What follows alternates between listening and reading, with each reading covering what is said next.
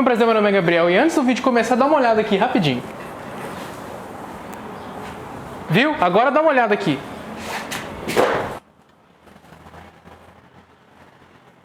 Viu aí também? Agora dá uma olhada aqui na última vez. Mas antes de começar o vídeo, eu queria fazer um combinado aqui. O conteúdo que eu vou trazer, ele é exclusivo no Brasil e muitas vezes até no mundo. Muita gente vai te cobrar para te falar o que eu vou falar aqui nesse vídeo, tá? Então eu vou pedir nada mais nada menos que você dê uma olhada aqui embaixo nas formas de auxiliar o canal. Pode ser de uma maneira monetária, mas pode ser só um inscrever, deixar um like, dar um comentário aqui embaixo. Nem que o comentário seja só assim, beleza, valeu o vídeo, ok, assistido. Isso ajuda muito nas estatísticas e ajuda muito o crescimento do canal e me ajuda também. Afinal de contas, eu tô trazendo esse conteúdo para vocês exclusivo, semanalmente, de graça. Beleza? Vamos lá. O que você viu em comum entre essas 3 repetições? Você pode perceber que algumas coisas que eu fiz foram exatamente iguais, embora o quão baixo eu sentei foi diferente. E é sobre isso que a gente vai falar hoje. Hoje a gente vai falar sobre agachamento caixa. Por que essas 3 repetições foram iguais e por que muita gente tem dificuldade de fazê-las dessa forma? Em primeiro lugar, eu tenho que falar que muitas vezes a gente faz um exercício no treinamento, a gente faz um exercício na academia, que ele não é natural ao nosso movimento. Se você pedir uma criança para abaixar e levantar, provavelmente vai ser diferente da forma de um atleta profissional. E eu acho que isso é lógico, né? Nem todo mundo sabe correr da maneira que o profissional corre. Então, por que a gente vai achar que a primeira forma que a gente sabe fazer é sempre a forma mais correta e mais eficiente? Não é. Isso é muito óbvio. Isso é muito importante de ficar claro. A gente está falando aqui agora de agachamento caixa. Muitas vezes as pessoas entram no treinamento de força e elas não têm os pré-requisitos no corpo para realizar o exercício. Exemplo muito simples. Várias vezes você vai testar, tá? Você vai fazer um exercício, agachamento caixa. Vamos lá. Vou tentar. Vi no vídeo. Abrir a perna. Aí a pessoa começa, chega aqui e ela cai. Por que isso acontece? Motivos, tá, que às vezes são mais claros do que a gente imagina. O que é mais também? Às vezes a pessoa vai, preparou, aí até conseguiu sentar sem cair, mas na hora de levantar o joelho dela entrou e ela ficou presa aqui. O único jeito dela levantar é fazendo assim.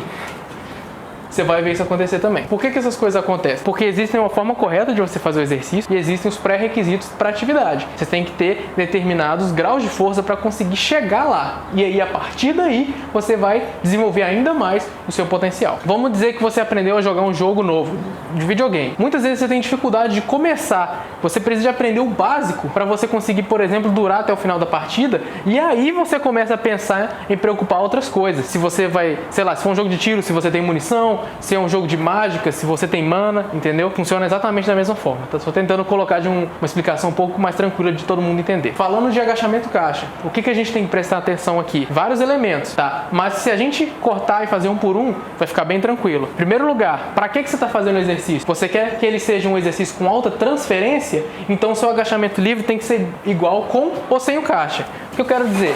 Presta atenção aqui agora.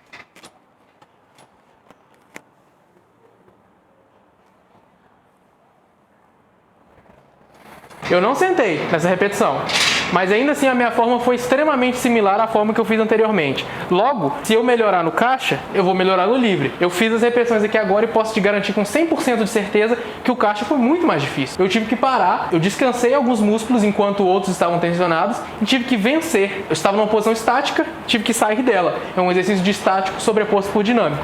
Foi muito mais difícil. Então, se eu quero alta transferência, um dos dois eu vou ter que ajustar. Qual? Eu ajustei o agachamento livre ao caixa. Por quê? Porque eu acho que tem benefícios nessa forma. Você pode ajustar o caixa ao seu livre? Pode, mas eu não sei se vai ser tão interessante assim. Existem contra-argumentos para mostrar que determinadas formas de realizar o caixa pode até piorar o seu agachamento. Então, você escolhe o seu caminho. Aí você não faz esse, faz outro exercício. Cada pessoa vai selecionar os seus exercícios, vai fazer o seu treino de acordo com aquilo que ela acredita.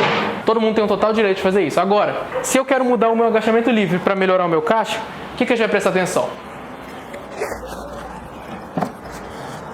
Em primeiro lugar, por que eu estou colocando essa altura? Porque essa altura é abaixo do meu paralelo. Inclusive eu coloquei roupas de tons claros para vocês conseguirem enxergar bem isso daí, tá? Eu vou colocar nessa altura. O que eu vou prestar atenção? Em primeiro lugar, eu vou tentar fazer que o exercício seja mais, vamos dizer assim, em linha reta possível, tá? Ainda estou aprendendo isso, tenho dificuldade. Mas eu vou tentar fazer o quê? Com que eu consiga subir e descer exatamente na mesma reta. Essa é a primeira. Segundo lugar, vou abrir a perna. Terceiro lugar, vou apontar o pé para fora.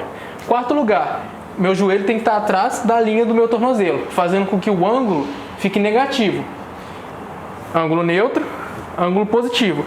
Muita gente faz assim, ó, e é o que eu falei anteriormente. Você pode fazer? Pode, mas você vai estar alterando os músculos que trabalham no exercício, alterando as alavancas, tá? E muitas pessoas vão falar que essa maneira aqui é incorreta, entre elas Luiz Simmons. Quem sou eu para discordar do cara, tá?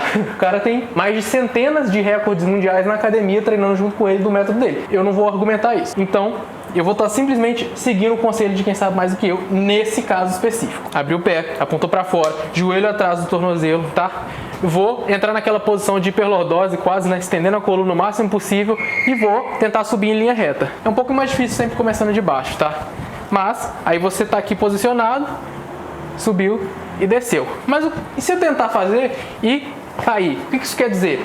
Muito provavelmente seu posterior não está conseguindo aguentar a tensão do seu corpo. Ele está tão fraco que ele desliga. Ele não aguenta falar, não vou resolver isso aqui não, se vira. Aí você cai. Se o seu posterior aqui não está trabalhando, o que vai te tirar da caixa? Outra coisa. Geralmente, quando o posterior está fraco, o que vai tentar tirar da caixa é o quadríceps. Como que eu sei disso? Porque a pessoa está aqui, ela vai lá na frente para poder estender o joelho e levantar o corpo.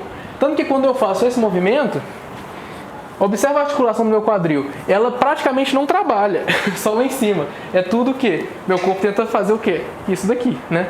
Extensão. Provavelmente o posterior de coxa está fraco. O que eu faço se o posterior de coxa está fraco? Treino ele. Agility romeno, good morning, flexão nórdica, glute ham raise, mas não é para isso que eu estou fazendo esse vídeo agora. Isso aí você que vai ter que resolver depois, esse pepino é seu. Mas e se eu fiz a posição, consegui chegar lá e não consigo sair do banco de jeito nenhum? Provavelmente o posterior também está envolvido nisso, mas além disso, geralmente isso está acoplado com a pessoa sentar, automaticamente a perna dela fazer assim.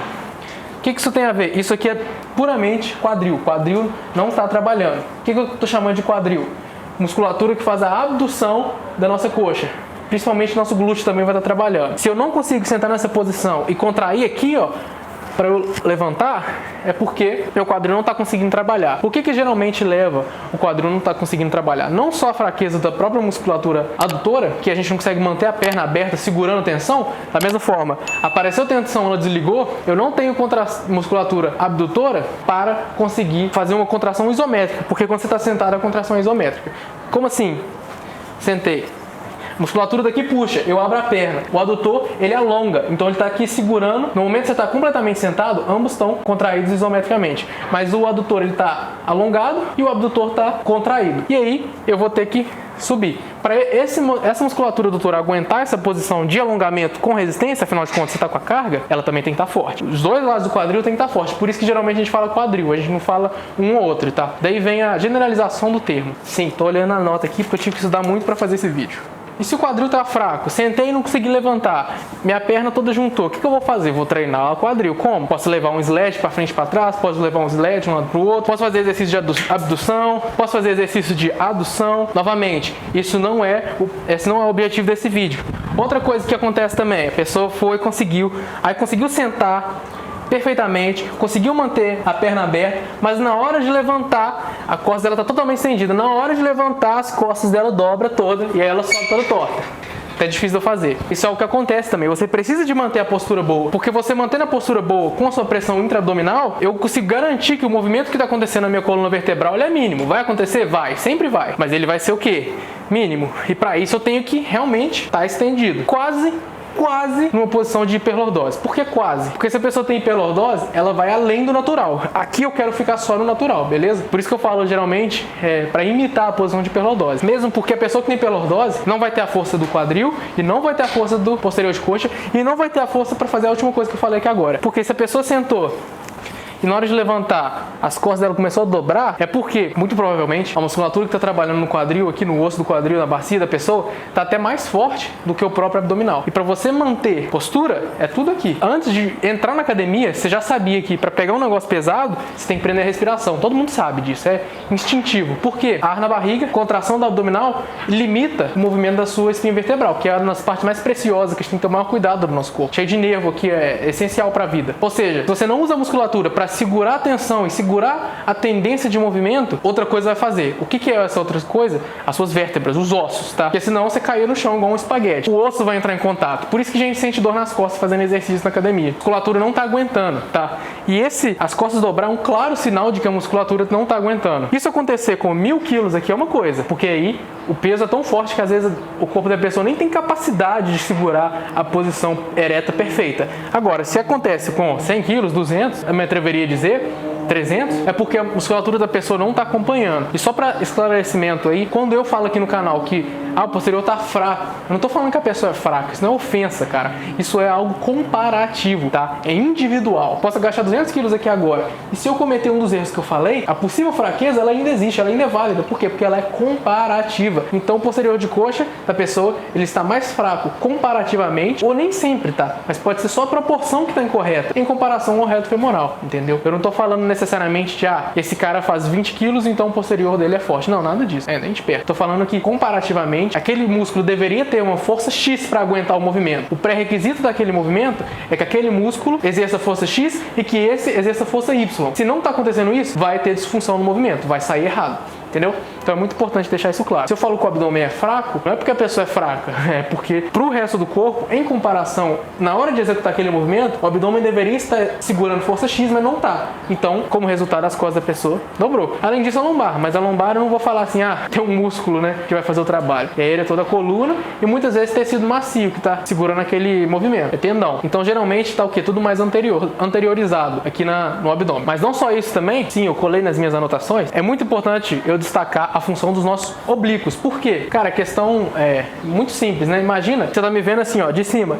O que eu tenho na frente? Eu tenho abdômen, atrás, lombar. O que eu tenho dos lados? Oblíquo. Então, qualquer 1 centímetrozinho que na hora de você realizar o movimento, você colocou o pé direito na frente do esquerdo, você vai ter movimento de rotação. E se você não segurar esse movimento de rotação, você vai machucar, vai ter uma lesão. E geralmente essas lesões de rotação são seríssimas, tá? Pode acabar com a carreira de alguém. Então, oblíquo tem que estar tão forte quanto, se não mais, do que o abdômen, para aguentar essas tendências de movimento, não para gerar movimento. Nada eu faço assim, mas se eu tentar e não quiser fazer naquele momento, eu tenho que segurar. E para segurar eu tenho que estar forte. Lembra lá do começo do vídeo, onde eu estava falando para você prestar atenção nas minhas repetições do agachamento? Por que, não importando a caixa que eu utilizei, deu na mesma? Porque os pré-requisitos para realizar, por exemplo, um agachamento um pouquinho mais elevado, esse aqui, ele é um pouquinho mais, vamos dizer assim, os pré-requisitos são um pouquinho mais tranquilos de você alcançar do que esse daqui.